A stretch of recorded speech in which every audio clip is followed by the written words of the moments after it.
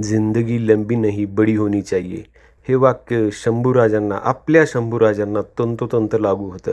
कायम युद्ध, पराक्रम ह्याच गोष्टींनी आपण शंभूराजांना आठवणीत ठेवलेलं आहे.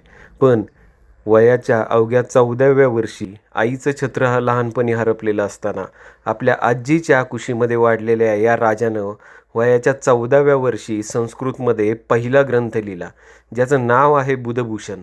बुध म्हणजे शहाणा आणि भूषण म्हणजे दागिना. नाव कसं अगदी ह्या राजाला शोभेल असं. तुकाराम महाराजांची गाथा, ज्ञानेश्वर माऊलींची ज्ञानेश्वरी, भगवद्गीता या ग्रंथांबरोबर प्रत्येक शिवप्रेमीच्या घरात आवर्जून असावा असा हा ग्रंथ आहे बुधभूषण.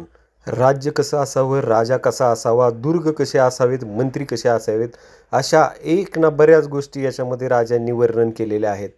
पुढील काही दिवस हे ग्रंथ वाचन करत असताना यातील काही महत्त्वाच्या गोष्टी तुमच्याबरोबर शेअर करण्यात मला नक्की आवडेल. तुम्हालाही जर या गोष्टी जाणून घ्यायच्या असतील तर माझ्या पेजला नक्की फॉलो करा. धन्यवाद. जय जिजाऊ, जय शिवराय.